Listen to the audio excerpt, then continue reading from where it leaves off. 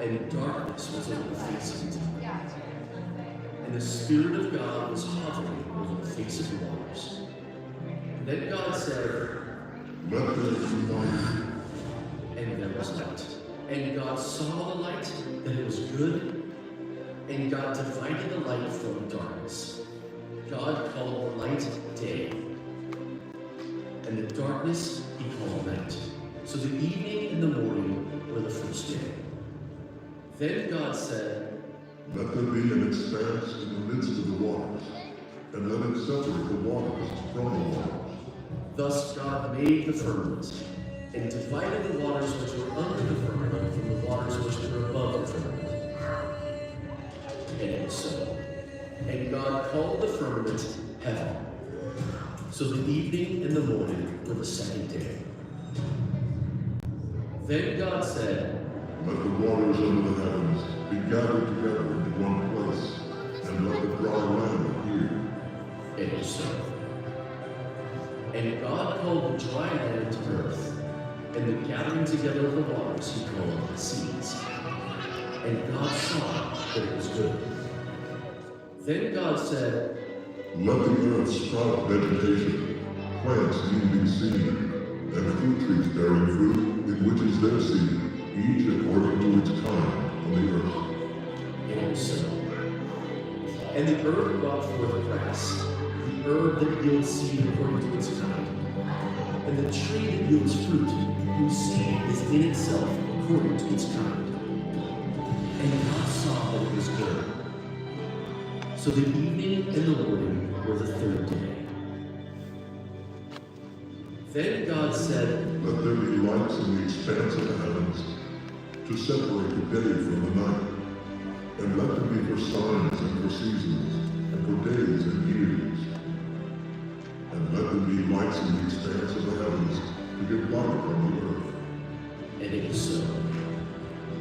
Then God made two great lights, the greater light to rule the day, and the lesser light to rule the night. He made the stars also. God set them in the firmament of the heaven to give light on the earth, and to rule over the day and over the night, and to divide the light from the darkness. And God saw that it was good. So the evening and the morning were the fourth day. Then God said, Let the waters swarm with swarms of living creatures, and let birds fly above the earth across the expanse of the heavens. so God created great sea creatures and every living thing that moves, with which the waters abounded according to their kind, and every winged bird according to its kind. And God saw that it was good. And God blessed them, saying, Be fruitful and multiply, and fill the waters in the seas, and let birds multiply on the earth. So the evening and the morning were the fifth day. Then God said, Let the earth bring forth living creatures according to their kinds, livestock and creeping things, and beasts of the earth according to their kinds. and it was so. And God made the beast of the earth according to its kind, cattle according to its kind, and everything that creeps on the earth according to its kind. And God saw that it was good. Then God said, Let us make man in our image, after our likeness, and let them have dominion over the fish of the sea, and over the birds of the heavens, and over the livestock, and over all the earth, and over every creeping thing that creeps on the earth. So God created man in his own image. In the image of God he created him. Male and female he created them. Then God blessed them. And God said to them, Be fruitful and multiply, and fill the earth and subdue it, and have dominion over the fish of the sea, and over the birds of the heavens, and over every living thing that moves on the earth. and God said, Behold, I have given you every plant yielding seed that is on the face of the earth, and every tree with seed in its fruit. You shall have them for food. And to every beast of the earth, and to every bird of the heavens, and to everything that creeps on the earth, everything that has the breath of life, I have given every green plant for food. and it was so. Then God saw everything that he had made, and indeed it was very good. So the evening and the morning were the sixth day. And so is the account of the creation of the world. But not long after this, mankind rebelled against their Creator, exchanging the true account of creation for a lie. In Romans chapter 1 it says, because although they knew God, they did not glorify him as God, nor were thankful, but became futile in their thoughts, and their foolish hearts were darkened. Professing to be wise, they became fools, and changed the glory of the incorruptible God into an image made like corruptible man, and birds and four-footed animals and creeping things. And since they reject God as their creator, they must come up with their own account of creation. They attribute the obvious design all around them to a Big Bang, to the spontaneous generation of life, and the evolution of animals and people. It's a battle of two worldviews. And now, here are the creation guys. Alex Gracia and Pat Roy.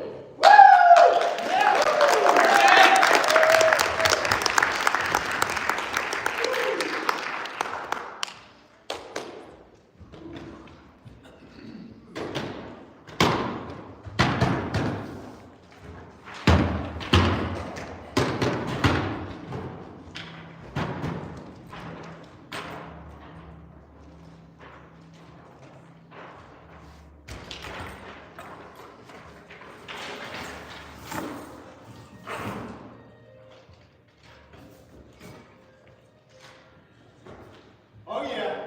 Yeah. Hey you, in there. No way. I'm not getting in there. What do you guys think? Yeah, I think she Yeah! It's time to go on. Alright, we're gonna do it. There we go. Ah! Hold on. What? Oh no. It's special. Alright.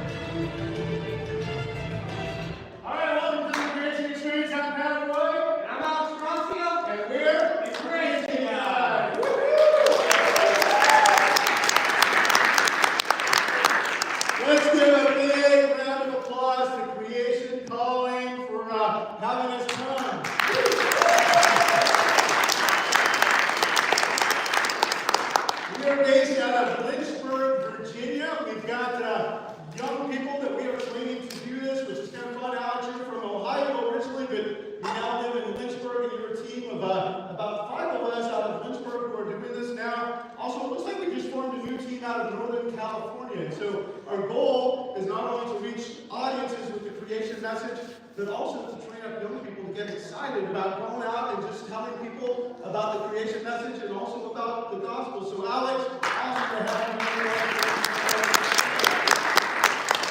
you here. Yes. So Alex, we're Christians, right? Yeah, absolutely. Are Christians supposed to lie? Nope. Are Christians supposed to deceive people? Nope, they're not.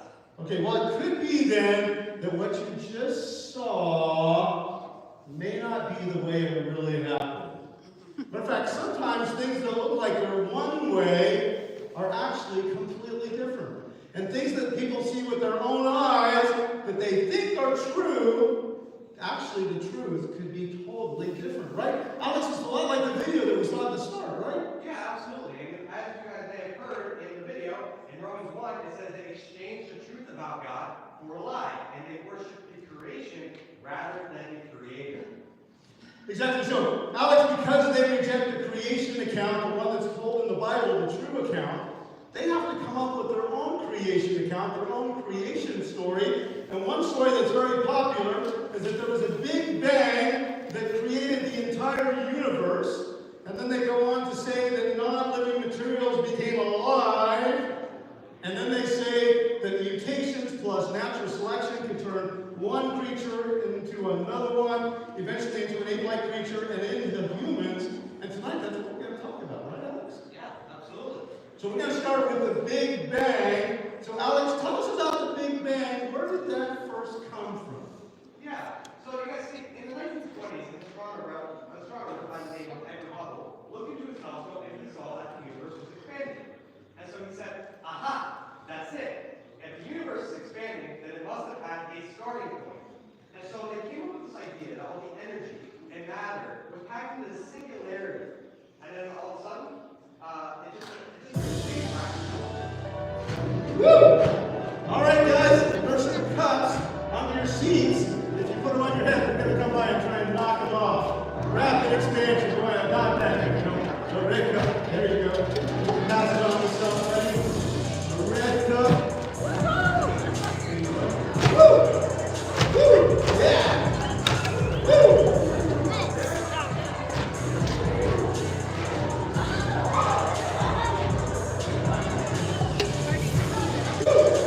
Yeah! Woo! Yeah! You got it over there, guys? Woo!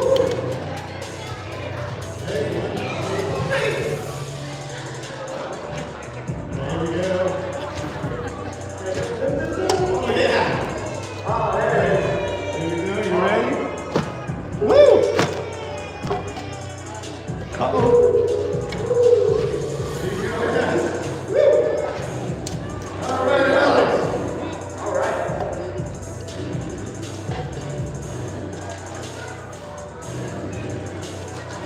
So there you go, rapid expansion. So Alex, Edwin Hubble looked into his telescope, saw the expanding universe and went, aha, well, why did backwards? It must be proof that everything was together and then it was Big Bang. In reality, the Bible's been talking about that for thousands of years. There's all kinds of verses like this. Bless the Lord, O my soul. O Lord my God, you are very great. You are clothed with honor and majesty. Who cover yourself with the light as a garment. Who stretch out the heavens like a curtain. See, that's not evidence for the Big Bang because thousands of years ago, God already said that that's how he did it, right? And so it really isn't evidence for the Big Bang. Alex, when you think about it, there are so many problems for the Big Bang. But in fact, for their equations to work, they need a lot more matter in the universe. By the way, they call it cold, dark matter. And they call it cold, dark matter because it's never been seen nor detected. There's probes out there trying to find it, and they can't find it. And for those of you creationists who are keeping up on stuff, you probably noticed that 2 weeks ago, there was an article in one of the journals that said maybe cold, dark matter doesn't even exist. So they're finally getting to the place where they're admitting that that doesn't exist. Also, Alex, the Big Bang would create equal amounts of matter and antimatter with opposite charges. That would have annihilated itself from the very beginning. That would be a problem. Also, the Big Bang, according to their theories, would produce something called magnetic monopoles.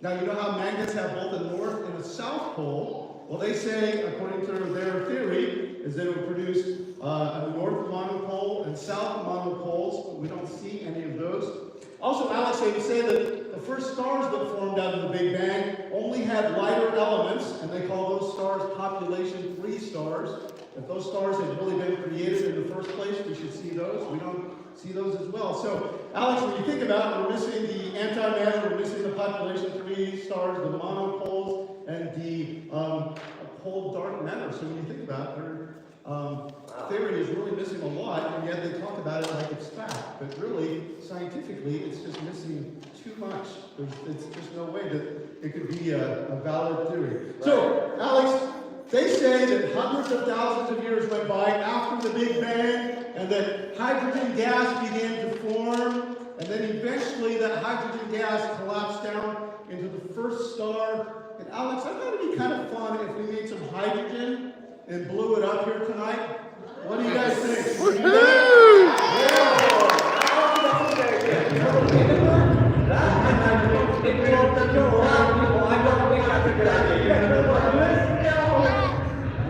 Yeah, let's get some hydrogen. Alright, we're gonna make some hydrogen. We need some safety gear. Alright. Safety. Why do I always get the big ones? It's because I see you. Oh, they suit me. Okay. Yeah. That's all right. There we go. All right, by the way, we're putting on safety gear up here, but you guys in the front row, you're going to be totally safe. You know, think good. No, we're dead! No, I'm just kidding. It's just water. Okay. So what's actually in water? Hydrogen and if we strip away the oxygen, we'll be left with? Hydrogen. That's what we're going to do. All right, so Alex, what do you got over there? You got this. I think we blow up hydrogen. I think we need it to be like, I don't know, way out here. What do you guys say? Yeah. Like right for good people. Yeah, they're up for it, Alex. You guys agree? There you go. No, I think I'll keep it out like this. All right. You ready for this? Yeah, I'm ready. Okay, let's do this thing. Here we go. All right, I'm going to add this secret ingredient. The reason why is because don't do this at home. Only at church. All right, here we go. Here's the water we're going to take the oxygen away from. Are you ready, Alex? I'm ready. Once we pour this, there's no going back. You ready? Yep. Okay, here we go. It's in there. Oh, I can hear it getting angry, Alex. Oh, it's sizzling. There we go. Here we go. Well, it's getting there. It's getting there. It's going slow. It's very slow. All right, here we go. Want to go bigger? Yeah. Bigger. Bigger! Bigger? Really? Yeah! There it goes. Huge! Oh, I don't know.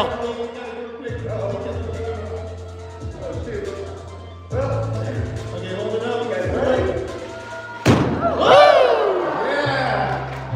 Yeah.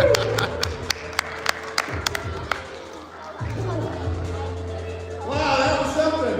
Did you see that? That was starting to leak out some hydrogen fuel and it blew up. That was kind of cool. Yeah. Awesome. Woo! Anybody thirsty? All right. I'll just put that away, Alex. Yeah. All right, so does hydrogen gas collapse down into stars? No, you know what happens is the gas dissipates, and the reason why is because the forces pushing out on the gas are stronger than the supposed gravity that's going to pull it together. All right, matter of fact, there's something called the Jeans limit, and that's the boundary at which the gravity would overcome the forces pushing out. But guess what? That would never happen. So there's no way that it can collapse down into a star. So evolutionists have said, well, maybe it's that cold dark matter we haven't detected yet. Maybe that helped to push it down, but what? It hasn't even been detected yet. So another idea is maybe there's a gravitational force that isn't quite understood yet that maybe pulled it into the first star, but wait, that doesn't make sense either because they're just making up that there could be a gravitational force. Alex, I even heard one evolutionist say that here's what caused the first star, is that the star exploded. which cause shock waves, which cause the hydrogen gas to collapse down into the first star. Whoa, did I hear that right? A star making the first star? Yeah, where did that star come from, right? Yeah. So when you think about it, really, it just doesn't make sense to say that hydrogen gas could collapse down into the first star. Yeah, that doesn't make too much sense. Well, guys, what about our own solar system, though? You know, does it show formation over billions of years by the Big Bang, or does it show more recent design by the Creator? Psalm 19:1 says, "The heavens declare the glory of God, and the firmament shows his handiwork." And we can see that so clearly when we look at the very planets in our solar system. Each one is so different from the others, and yet all of them declare God's glory as creator. And in many ways confound those who want to believe that our solar system formed by itself without a creator. Starting closest to the sun is Mercury. As the smallest planet in the solar system, if it were actually billions of years old, it would have cooled off from its formation long ago. If that were true, it wouldn't have a magnetic field. But back in the 1970s, NASA discovered that it does still have a magnetic field. Later on, the MESSENGER mission discovered that not only does this field exist, it's decaying quickly. This makes the planet look quite young. Mercury does not fit secular laws. However, it is consistent with the Bible. Before MESSENGER, a creation physicist by the name of Dr. Russ Humphreys predicted that Mercury's field is decaying. Sure enough, that's what the spacecraft found. Mercury doesn't match the models from the scientists who ignore creation. It fits much better with the biblical age for the solar system. Next up is Venus. Venus presents challenges to secular scientists. Those scientists believe that Venus is 4.5 billion years old, but the planet's entire surface is young and fresh. There's even evidence for recent volcanic activity. However, the planet doesn't have plate tectonics like Earth does, so there's no obvious way for it to maintain active volcanoes for billions of years. Venus doesn't look old, it looks young. The next planet for the Sun is Earth, and we'll be talking about that one soon. Our neighbor is Mars. It's a rocky desert planet that's much colder than Earth, with a very thin atmosphere. Many have speculated that water on Mars might have led to life living there, but after years of research, it appears that only Earth was created to support life. The outer planets are gas giants, the first being Jupiter. Jupiter is an enormous planet and has more than twice the mass of all the other planets combined. Secular scientists have had great difficulty explaining how this giant planet could have formed by natural processes. For example, it contains chemicals that don't match secular models for the planet's origin. And a recent mission found that Jupiter doesn't have the distinct core that secular scientists had expected. Instead, it has a fuzzy core that doesn't match any of their models. The more we've learned about Jupiter, the more problems this planet has produced for scientists to ignore their creator. Saturn is best known for its rings. Secular scientists used to say that the rings of Saturn formed when the planet did, but research has shown that they're eroding, so they can't be billions of years old. The planet also has some fascinating moons, like Enceladus. This little moon is erupting and shooting geysers of water and ice into space at over 2,000 miles per hour. If the Saturnian system were billions of years old, this moon would have cooled off long ago, and it wouldn't be doing this anymore. A recent creation of the solar system is the best explanation for what we see. Uranus is tilted on its side and is spinning at more than 90 degrees compared to the other planets. Many secular scientists believe that Uranus originally spun the same as the other planets, but then an impact from a huge object the size of Earth knocked it over. The problem is that Uranus's moons are orbiting sideways as well. There is no way that the moons could change their orbits like that, nor does it make sense for them to have formed during or even after the collision. The Uranian system looks like it was created that way. As we head out to Neptune, we see a planet that is supposed to be 4.5 billion years old, and that is so far away from the sun that it receives little energy from it. So according to secular scientists, Neptune should be old, cold, and dead. But it's none of those things. It's a dynamic and ever-changing planet with giant storm systems that form and then dissipate. It has the most violent winds in the solar system, blowing at almost 1,300 miles per hour, and it radiates into space twice the amount of energy that it gets from the sun. Neptune looks like it was created recently, not billions of years ago. The more mankind explores our solar system, the more it disproves the secular model, and instead confirms that the heavens truly declare the glory of God. The universe and our solar system were created on purpose.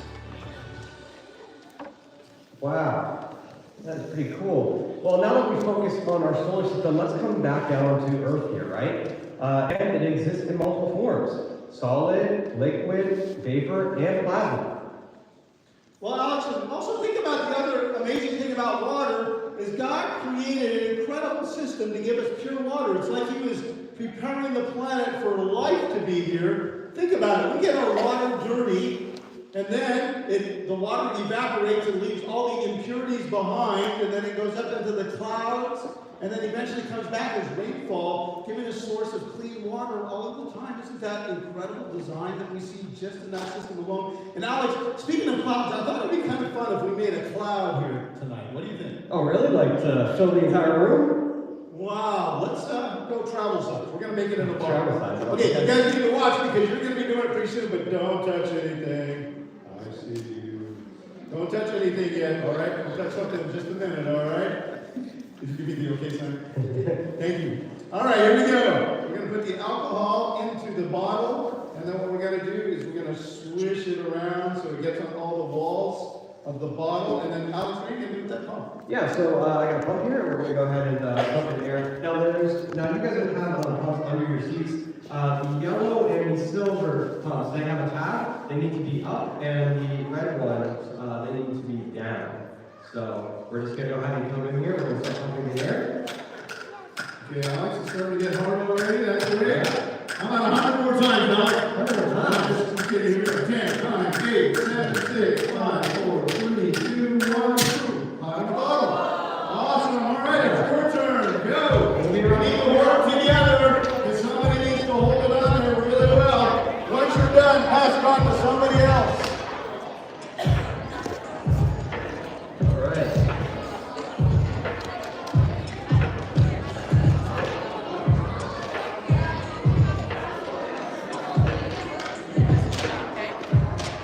Let me know if you guys need help.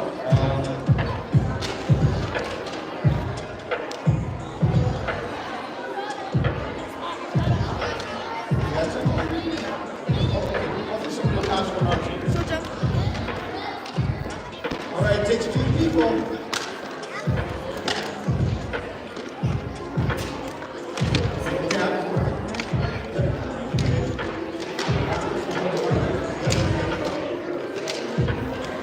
Pass them on. So once you're done, pass them on. You gotta hold it on there really tight. Say when you're ready.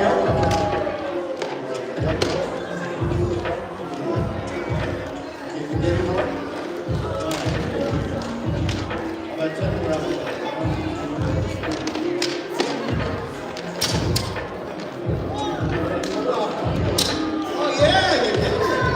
Good job. All right, pass them on to somebody else so they can give it a try.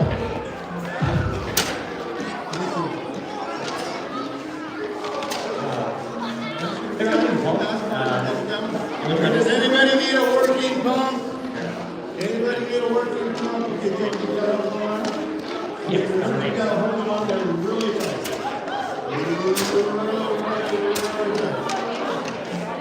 Good job. Oh, good.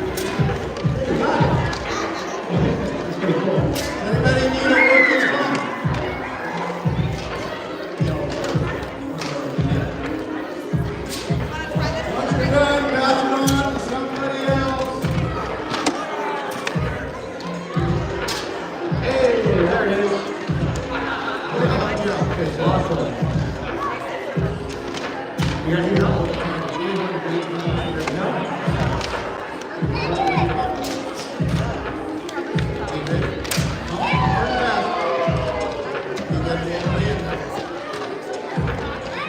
that one.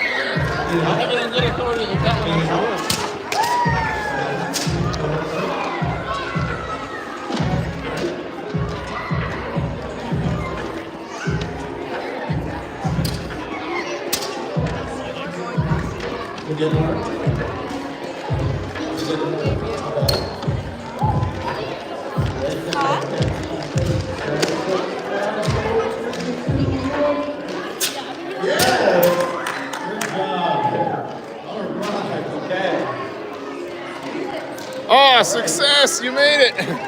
Woo, after you got a good pump.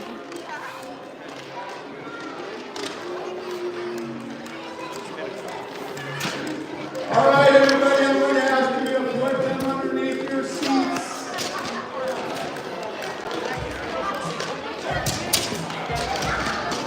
All right, parents, you got to help us out. We're going to put them underneath our seats. You guys did a great job. Yeah, good job, Mike. So, Alex, you may ask, how does that work? And Alex, that was a brilliant question. I would have never thought of that. The way that works is when you're pumping, it's increasing the pressure and temperature inside of the bottle, which makes the water and the alcohol molecules evaporate, and then once you pull it off, the pressure and the temperature drops, creating the cloud.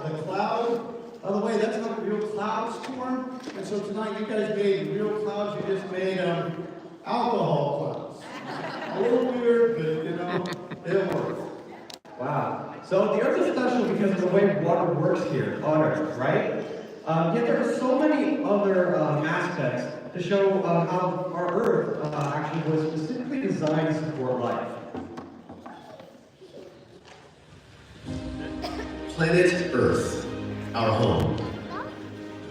Amid the entire universe, our planet is the only known place which supports life.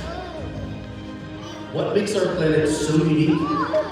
The water on Earth is just the right amount. Not too much that it would inundate the planet, or too little that we would suffer.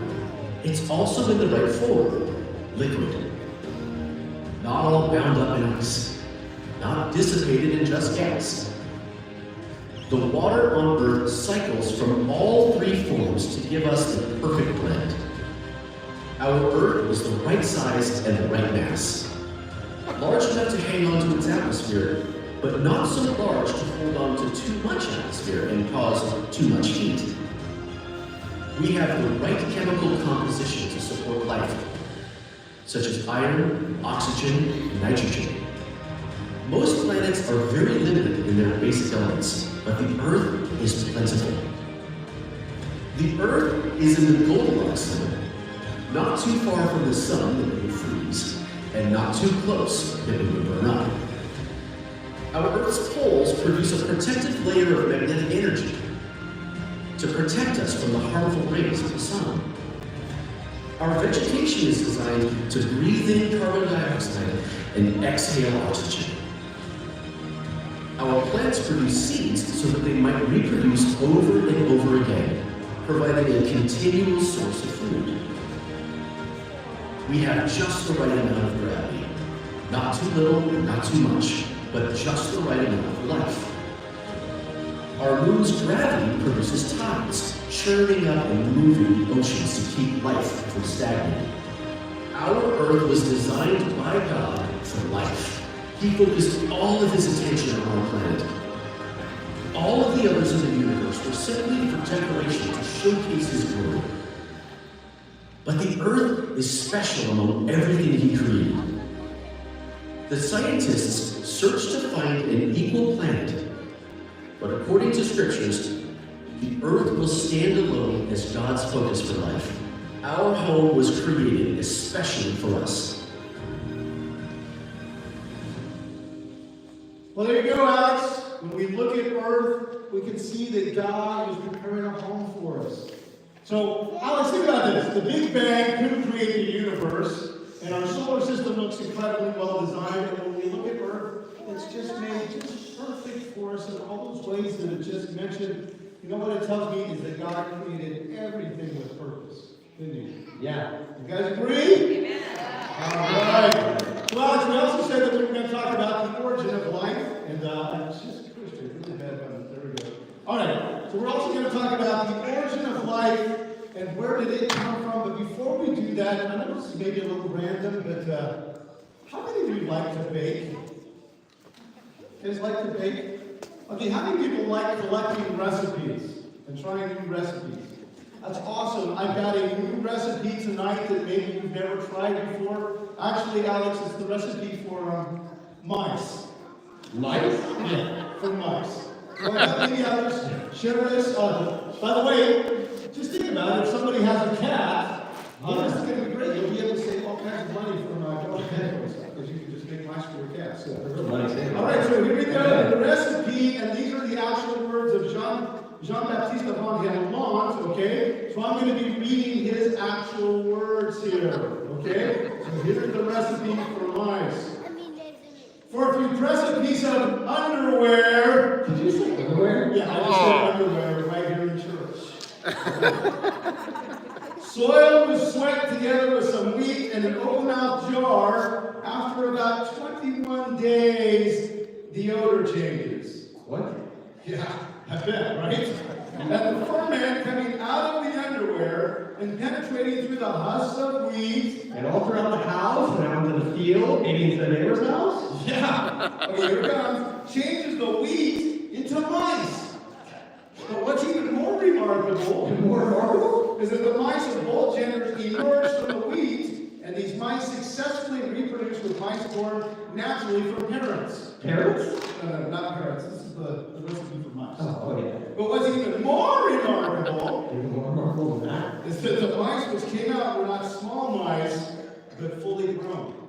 So there you go, the actual words of Jean-Baptiste von Helmont, and it makes a great point because back in history, they used to wonder if non-living things could become alive. They used to wonder if you left out rotting meat, maybe it would produce maggots. But not everybody believed that, did they, Alex? No, they did not. Actually, how many of you guys have heard of Louis Pasteur? Okay, we got a few people out there. All right, well, if you like your milk lasting for days, you can thank Louis Pasteur for that with pasteurization. Well, while people like Jean-Baptiste believe that life could come from non-life, Louis Pasteur believed in the God of the Bible and that he created our life and with a purpose. And so he set up this lab experiment to disprove the spontaneous generation of life. So what he did is that he set up 2 glass flasks with boiled broth to kill all microorganisms in it. The one flask had an open lid, which allowed air to come in, while the other flask had a vent shaped neck, which didn't allow microorganisms into it. Over 2 weeks' time, the one with the open lid flask had microorganisms all over it, while the one with the vent neck did not. And so what he proved here is that microorganisms were actually coming in from the outside into the flask rather than just spontaneously forming and inside of ourselves. So Alex, you came up with a law of science that life can only come from life. That's a scientific law that we know is true, and yet if you don't believe in a God, and you say the Big Bang made the universe, and that eventually life formed, you have to say that non-living materials became alive. But that's not possible because the law of science says that life can only come from life. So really kind of interesting when you think about, Alex, hey, by the way, we said we were not only going to talk about the Big Bang and the origin of life, but we also said that we were going to talk about evolution, the idea that mutations plus natural selection can turn one creature into another. And Alex, when we talk about evolution, we often talk about it like it's a two-stroke engine. So how does evolution supposedly work? We like to compare it to a two-stroke engine. The first stroke of the engine is mutation. About 300 million cells are being replaced every minute in our body. As they divide, the genetic information, which is the blueprint for life, is copied from one cell to the other. Sometimes mistakes happen during this process, called mutations.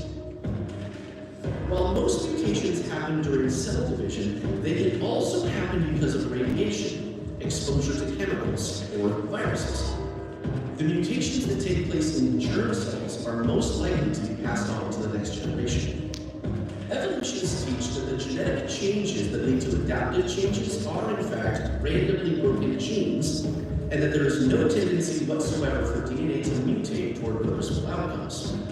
Evolutionists acknowledge that most mutations are really bad, and sometimes even deadly, because they lose or mix up the information needed to build a creature. However, they say, occasionally in a trial and error process, a mutation will make its offspring better. In other words, a modification in the genetic code will change the creature so luckily it can survive better in its environment. That's where the second stroke of the engine, natural selection, supposedly comes into play.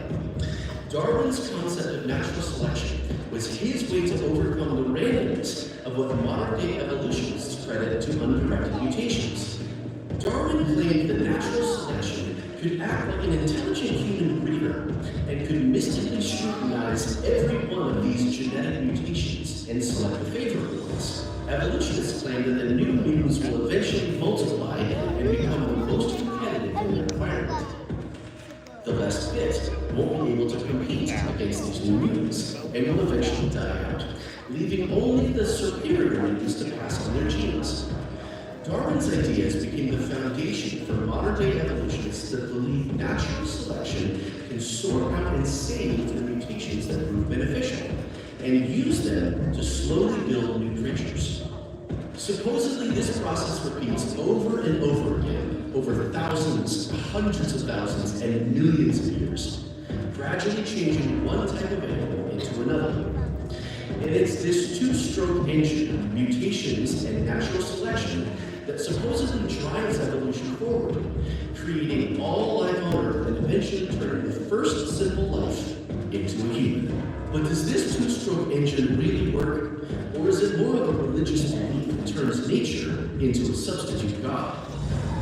So Alex, that's the question, does the two-stroke engine of evolution really work? Remember, the first stroke was mutations, and mutations are mistakes in our genetic code, the blueprint for life that's inside of us that determines what color hair we're going to have, how tall we are, and those type of things. And so they say it's the mistakes that created the code in the first place. But is that possible?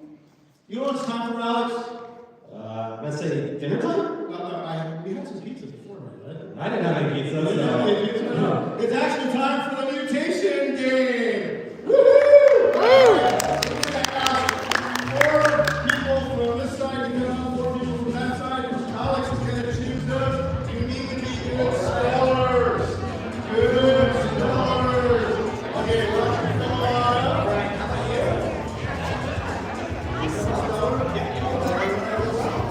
Are you a good speller? Let's see here. Okay, good speller. Good speller. I need a hand down, please.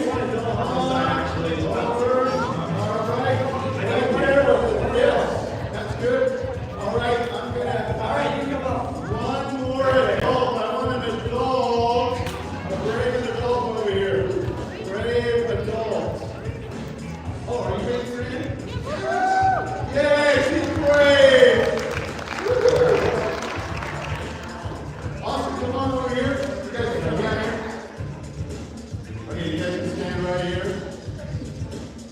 All right, Alex, one introduction, about that over there. Okay, let's start off by hearing your names really loud, so clear back in the back. They can hear what your name is. Okay.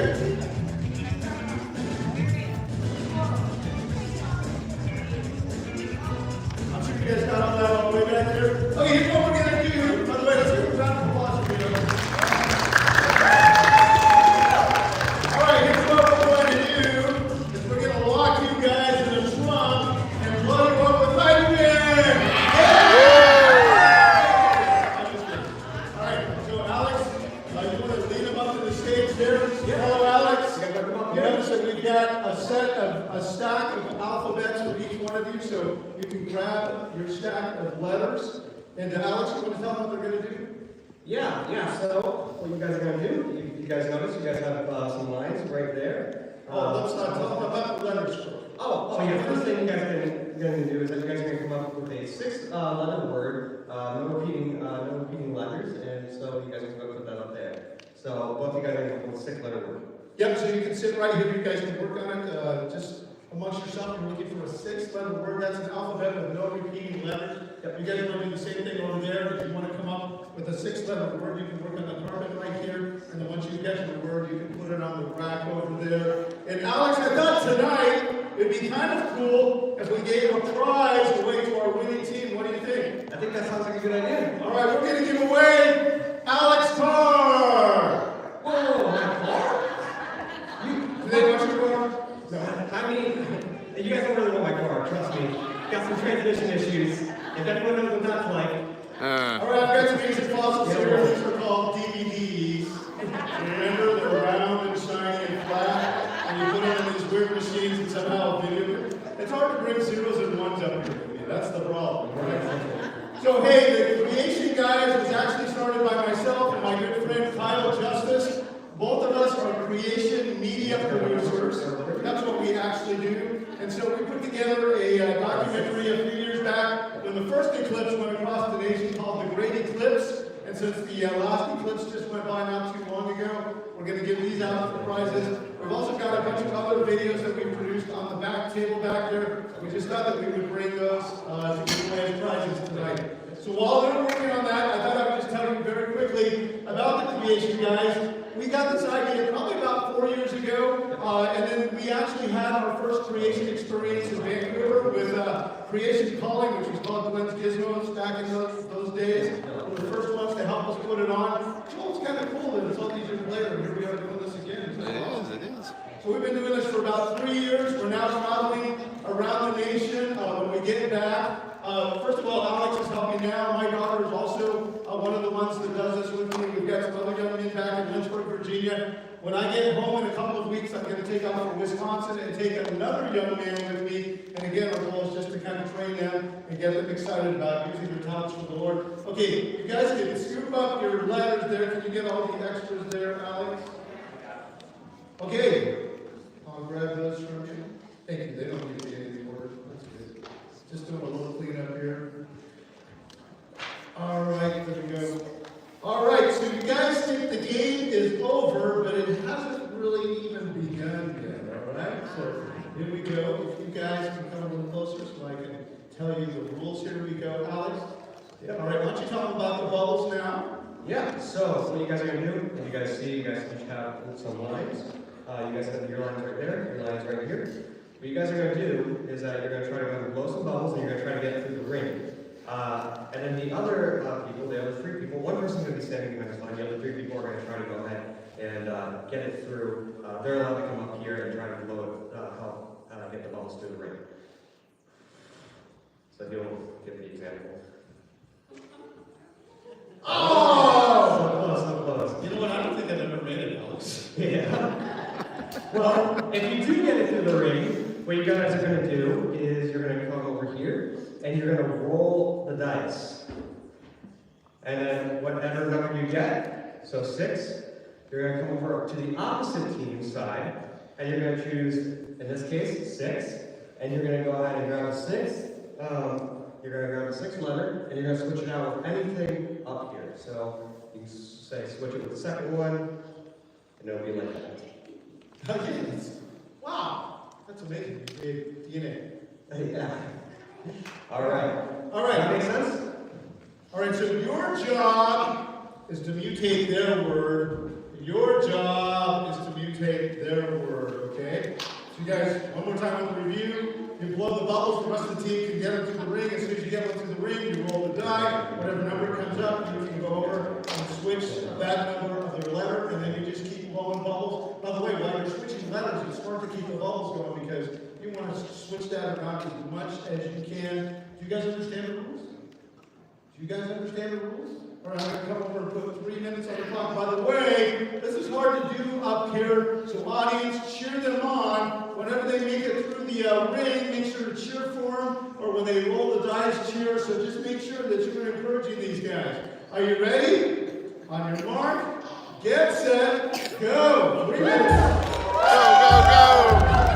Bubbles!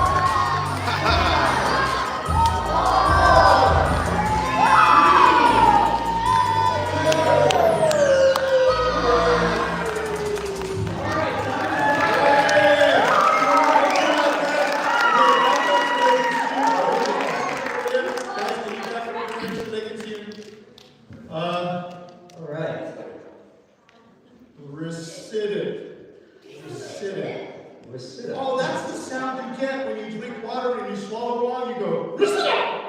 That's what that is. You know what that is? Because that's an old Italian pasta. I don't know, I'm just making it up. All right, good job. So what we're going to do is you guys are going to vote. So I'd like for you to look at the two words and decide which one you think is the most mutated. If this one gets voted the most mutated, that means that this team won. If this one's the most mutated, that means that this team won. So look at which one you're going to vote for. What we're going to do is we're going to do it by cheering, and whoever gets the loudest cheer is the one that's the most mutated. By the way, you can only cheer once, okay? guys understand? Yeah. All right, Alex. 1, 2, 3. That's pretty decent. That's pretty decent. Yeah. Okay, ready? 1, 2, 3.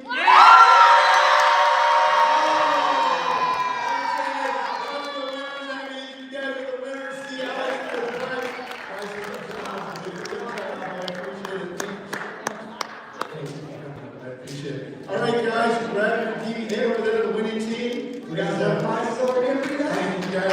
Very good. Let's give them a round of applause. Thank you. All right, so question.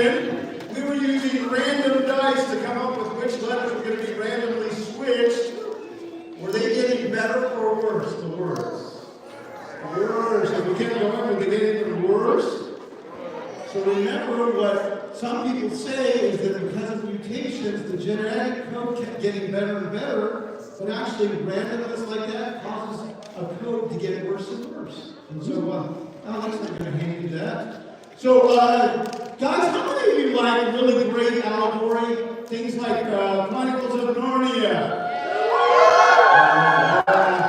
How about great allegory, something like Pilgrim's Progress?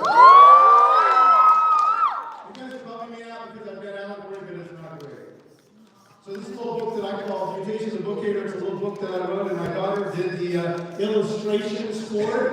And so, Alex, I thought it'd just be kind of fun to calm down and have a little story time, right? Okay. So here we go. Mutation, the Bookhater.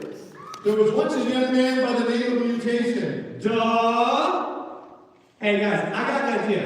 How about we make sound effects to the characters in the book? Okay. So I'm gonna need your guys' help, alright? Okay. So for mutation, we're gonna say, duh. Okay, here we go. A young man by the name of Mutation. Duh. I think I can go more. Yeah, come on, you can do better than that. A young man by the name of Mutation. You're gonna stick with us through this story, alright? There was once a young man by the name of Mutation. He was completely unable to come up with anything new and original. Well, just like movie producers these days. Mutations. Best friend was named Random Chance.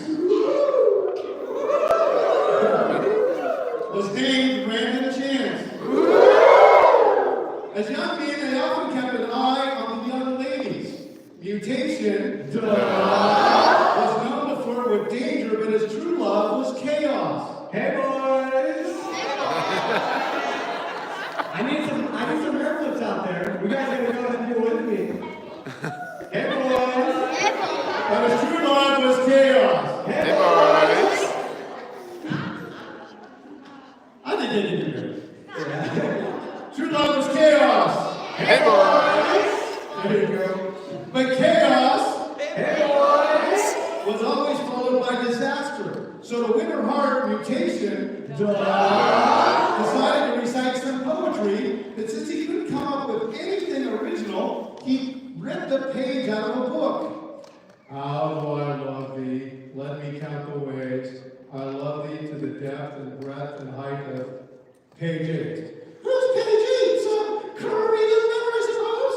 You see, the text had run out on the very bottom of the page, and Mutation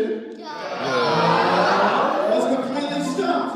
Well, she may be pretty, but if she is intelligent as me, struggling to find something, anything at all to say, Mutation spotted a literacy poster hanging just above her head.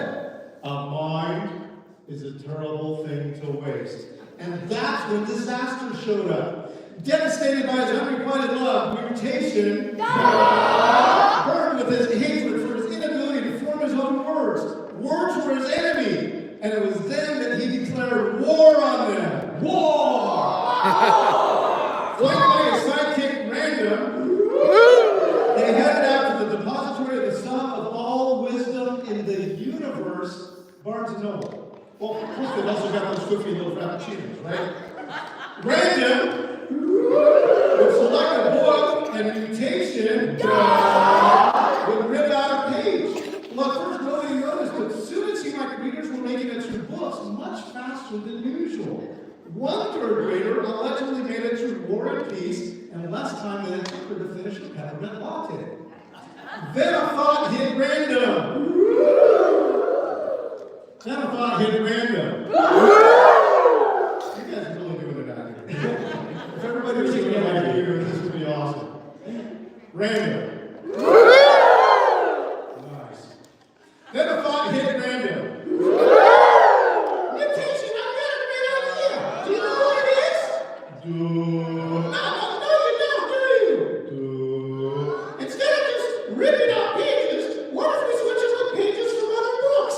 And that's what mutation began to do, ripping pages out of some books and switching them with others. It was across town that a student was giving a book report on how George Washington and his men crossed the Delaware to deliver a basket of goodies to grandmother's house.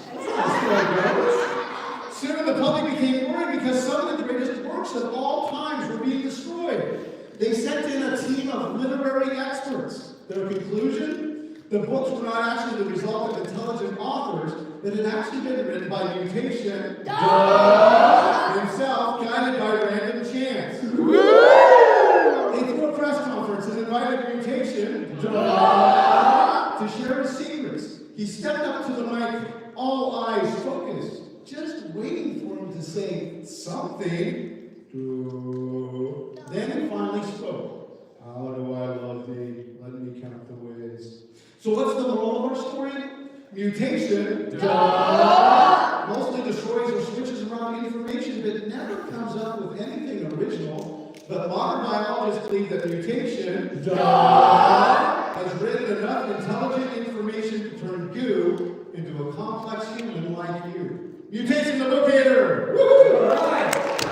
So what do you? I land you. Yeah. All right, good job, Lee.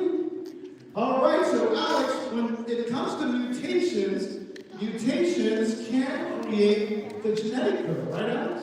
Yeah, absolutely. And now that we checked out mutation, let's go and check out the second stroke of the engine, natural selection. We've seen that the first stroke of the evolutionary engine doesn't work. Mutations can only lose or scramble information. It can't create the incredibly complex genetic code that we find in all living creatures. So the idea of evolution is already dead. But what about the second stroke of evolution, natural selection? In 1835, Charles Darwin arrived on the Galapagos Islands in South America. He was amazed by the variety of animals and pondered why there were so many different types. Darwin imagined those inherited beneficial traits would survive to generate offspring, but those with inferior traits would eventually die out. It was this process of natural selection, supposedly repeating over and over again, gradually introducing body modifications that he claimed could gradually change the type of animal into a completely different kind. But there are several fatal problems with the concept of natural selection. The first is in its very name, natural selection. Selection conveys a type of intelligence. Darwin cleverly proclaimed that nature itself, an environment, would make decisions about which animals were selected to survive and which would not. In this way, evolutionists have attributed godlike powers to natural selection. But again, nature has no intelligence at all. Projecting selective ability onto nature also projects intelligence and volition to an unconscious entity, similar to what ungodly cultures have done for thousands of years with their idolatrous substitute gods. Darwin invented the term natural selection to project agency onto the environment, to mystically act as a substitute creator of living organisms. No one was attributing selective abilities to nature before Darwin. Natural selection is a fundamentally misleading term and concept. There's another major problem for the idea of natural selection. It makes the mistake of attributing selection choices to the environment. But what we actually see is that it's the amazing genetic code of a creature that does the selecting. And that shows amazing engineering. Think about how human engineers make devices, like computers, that can make decisions. Those devices have to have the following three components. They must have sensors that will allow them to collect data. Second, they need if-then logic mechanisms. This is the coding that tells the device what alternative to select based on the data gathered. And finally, it needs targeted responses. In other words, once a selection is made, there needs to be a specific resulting action. And that is what we see when it comes to living creatures. They have built-in sensors to detect changing environments. The if-then logic is built into their genetic code, allowing a creature to have a targeted response by expressing new traits and/or abilities to engage changing environments. A great example of this is the Pacific Northwest salamander at Mount St. Helens. After the eruption, some of the salamander's life cycle changed so that it would no longer have to come on land to mate in the harsh landscape left behind. Instead, it began mating at the tadpole stage, known as yawning. To do this, these salamanders had to sense changes in their environment. Their genetic code made an if-then decision to change its life cycle, and then their targeted response was to mate at the tadpole stage without moving the water, instead of as adults on land. There are many examples just like this. As we see the evidence, it becomes clear. Natural selection has no intelligence to force a selective decision onto a creature. As a matter of fact, it's exactly the opposite.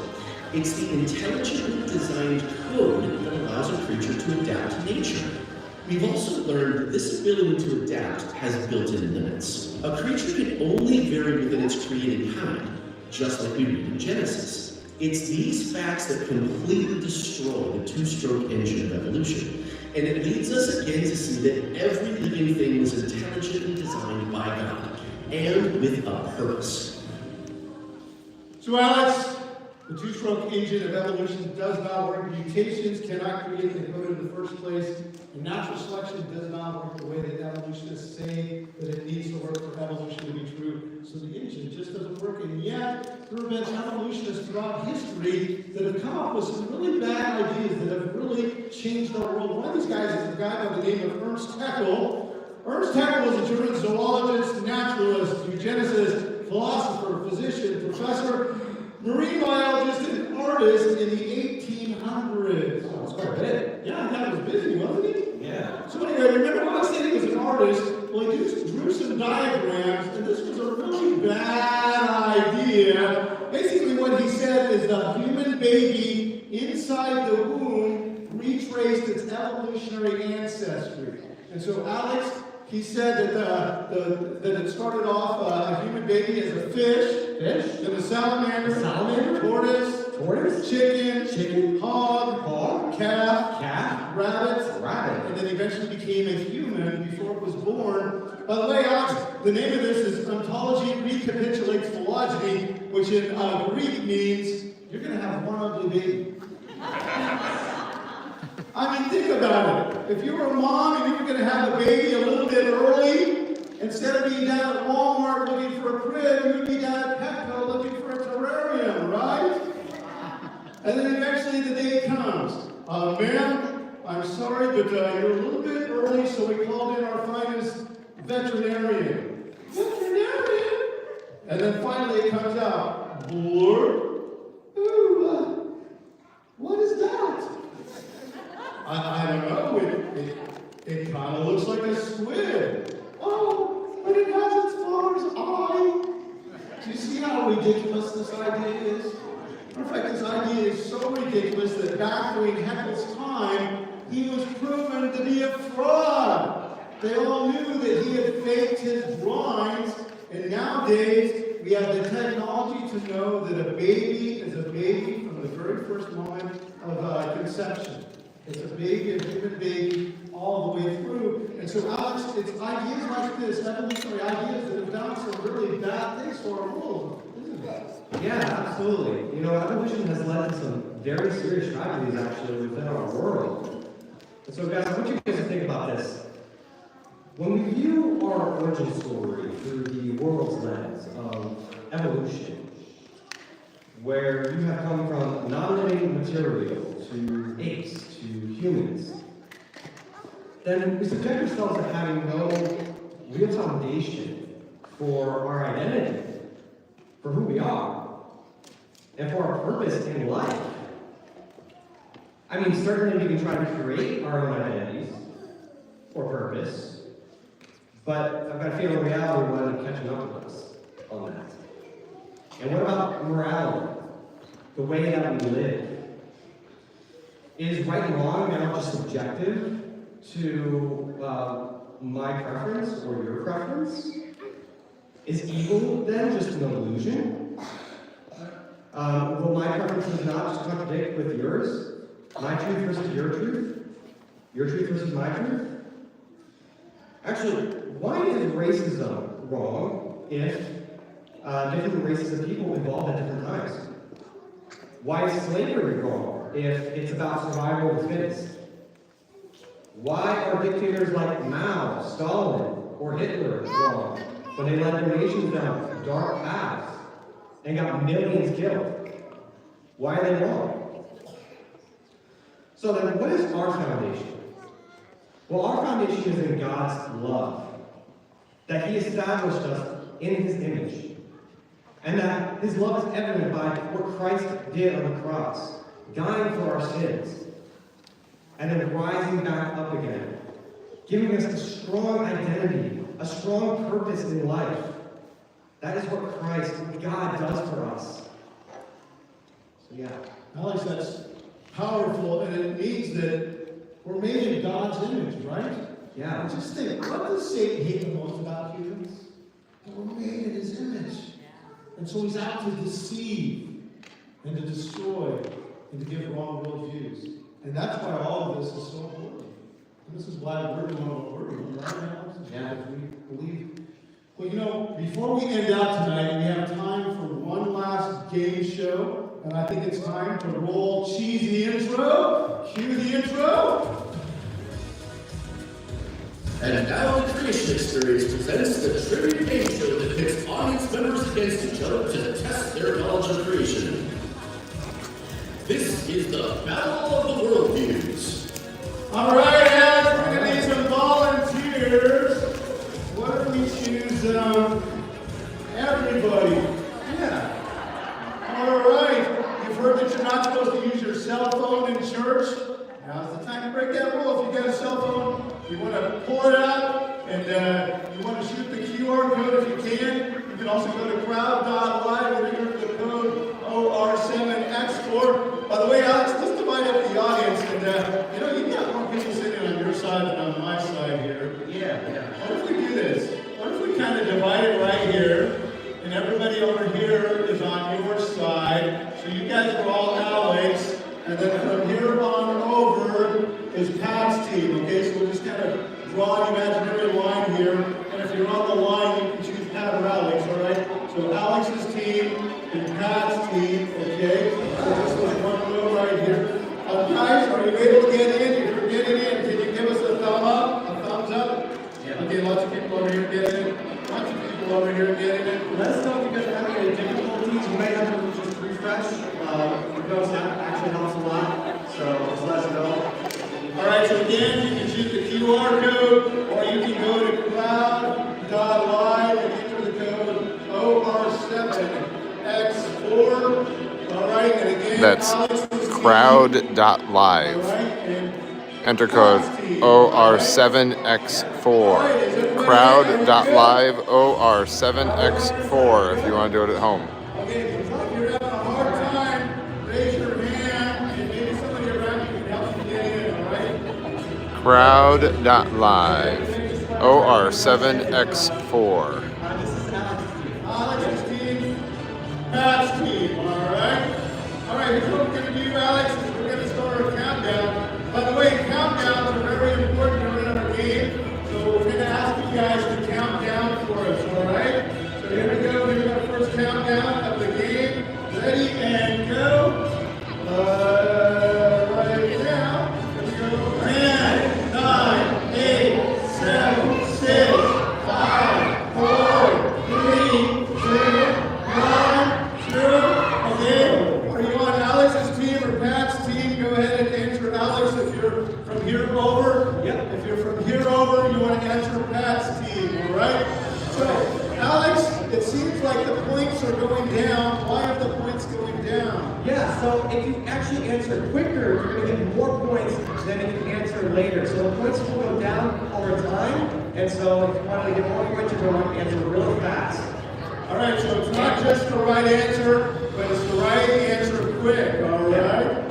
So here we go. We have still got 30 seconds. All right, if you're watching from home, you can go to crowd.live and enter code OR7X4. If you have trouble, you might be able to refresh your screen. If you're on Pat's team is B, Alex's team is A. Try refreshing. Refresh. Yeah. Does that help? Yeah, that worked. Oh, that worked okay. People who are refreshing their screen. Also, for those of you watching from home, know that I'm recording this for you on my cell phone, and it is about to die on the battery. So I may not be streaming too much longer. Once that dies, it'll be dead. If you are signed in and want to do this game, this is the last thing they do in their presentation. You're welcome to finish it off whether you're streaming or not. Wow, we divided it really well. That is amazing. All right, here we go. You guys ready for the first question? Alex, here we go. First question. All right, first question. On what day of creation week did God create dry land? Is it A, day 1, B, day 2, C, day 3, D, day 4, or E, day 5? All right, here we go. I'm going to start a cheer over here. Pat's team. Pat's team. Pat's team. Pat's team. Alex's team. Alex's team. Alex's team. Alex's team. Alex's team. All right, you got a really cheery team over there. Mine's quiet because we're all thinking. Okay, here's how you guys voted. Oh, some people think day 2. Some people say day 4, but the majority say day 3, which is correct. All right, here we go. Next question. Why doesn't it make sense to say that gases from the Big Bang collapsed into stars and go? A, Big Bang dimensions that produce only matter, not gases. Because there are only 4 gas giants in our solar system. The majority are solid planets. C, the force of pushing the gas outward is stronger than the gravity pulling it in. D, gases would instantly ignite, blowing up the universe before it ever began. Or E, because stars are actually composed of cosmic dust, not gas. 5, 4, 3, 2, 1, 0. And here's how you guys voted. All right, so you want to take one for C? Right, so I'm going for D, but the right answer is C. Alex, next question. All right, question 4. There are many ways that the Earth shows design. Which doesn't belong in this list? Does not belong on the list. Is it A, it is the exact distance from the sun to maintain the right temperature? B, the water cycle is constantly cleaning our water? C, it has just the right amount of oxygen to breathe, but not so much that it will burst in flames? D, that it is exactly the same size as the other solar planet in the solar system? Or E, one of the only places we know where water exists in solid, gas, and liquid? Here we go. 4, 3, 2, 1. Okay, here we go. Here's how you voted. Wow, Alex. Most people said it was number D, and it is correct. All right, next question. The main tenet of evolution starts with go. A, that life would only come from life. B, that mice can be created from weak and dirty underwear. C, that non-living material came to life at one time. D, that Louis Pasteur falsified the data from his experiment. That pizza left out from human meat may actually move on its own. I actually think number E might be correct. I've actually tried that before. It might be. All right, what do you think? Go 7, 6, 5, 4, 3, 2, 1, 0. Here you go. Here's how you voted.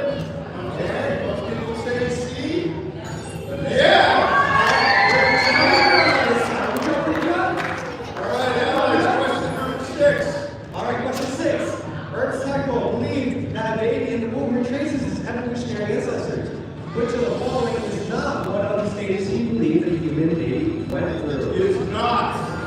Is it A, a fish, B, a jellyfish, C, a salamander, D, a tortoise, or E, a hog? Let me back, Steve. You guys need some encouragement. Here's a cheer. Here we go. T, A, T. What's that spell?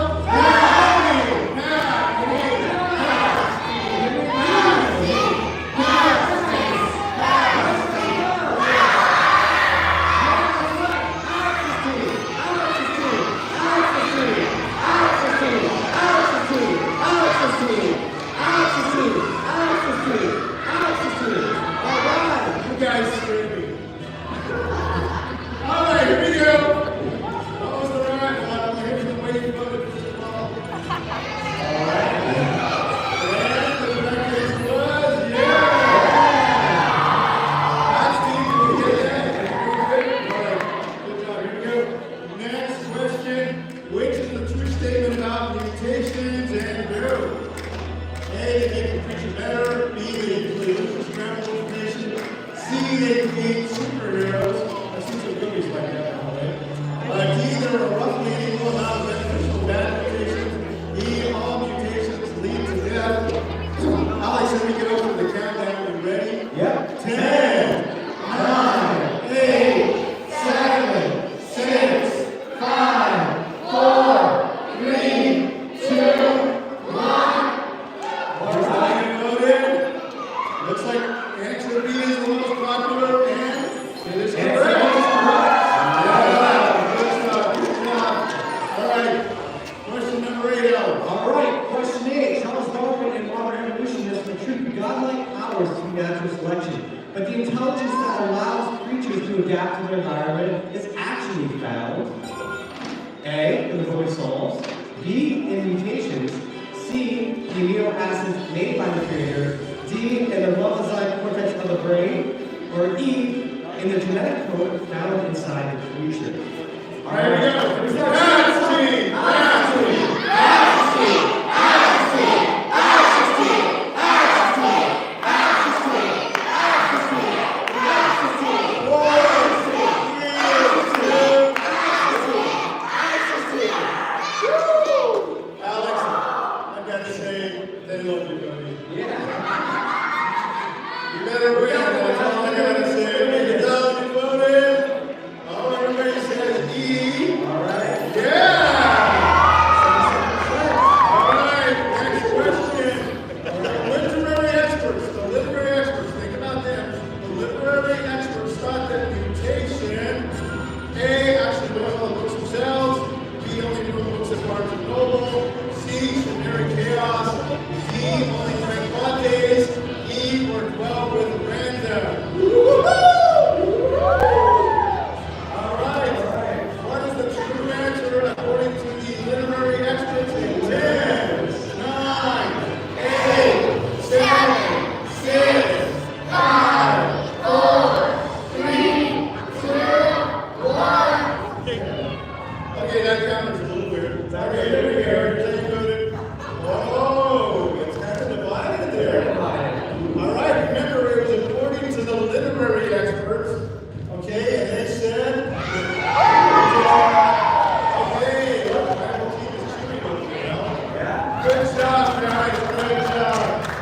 You got my back, and I love it. This is awesome. All right, here we go, Alex. Next question. right, question 10. What are the two strokes of the evolutionary engine according to evolutionists? Here we go. Is it A, intake and exhaust, B, mutation and natural selection, C, mutation and RNA translation, D, natural selection and survival of the fittest, or E, adaptation and epigenetics? Easy for you to say. The evidence says it's not. All right, here we go. Countdown. All right. 10, 9, 8, 7, 6, 5, 4, 3, 2, 1. Okay. All right. It's a little different opinion, but mostly number B, which is correct. D. Good job, guys. All right.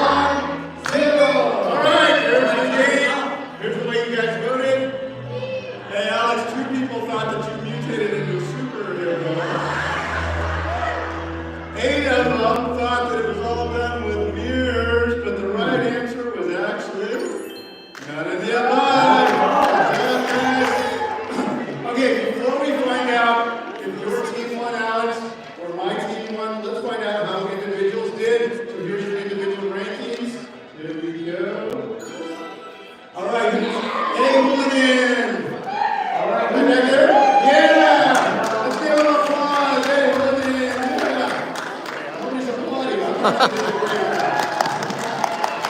right. Who is TMT? Oh, yeah, TMT. Yeah. All right, and who is JPHL? Who's that? Who is that? Yeah! All right. Well, okay, so here's the deal, Alex. Two of the top scorers were on my team. One of the top scorers was on your team. What do you think? You guys win? I absolutely feel pretty confident on my team. Okay, he's We have high energy on my team. He's feeling good. Okay, you guys ready? Who won? Here we go. It is Pat's team.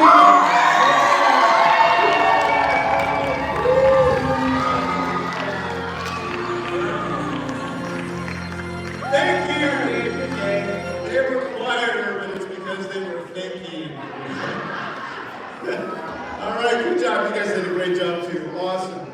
So Alex, if the Big Bang did not create the universe, and we see design everywhere, and if non-living materials can't become alive, and if mutations and natural selection can't turn an ape-like creature into a human, you know what that means? Is that all of it was created with design, and that gives it purpose, right?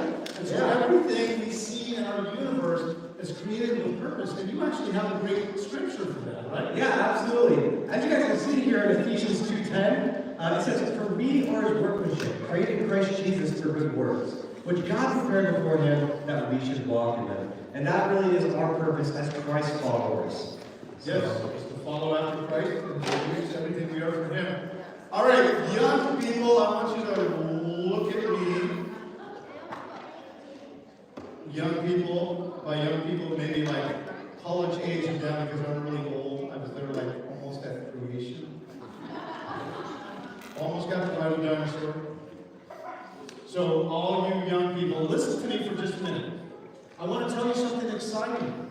Is you guys are on a major adventure. And here's what I mean by that, is that God knew before He created the world that He was going to make you, like He knew that He was going to make you. But not only did He know that He was going to make you, but He knew what talents and abilities He was going to put inside of you. And so here's the adventure of life, is as you grow older, you're going to go, oh, I didn't know I could do that.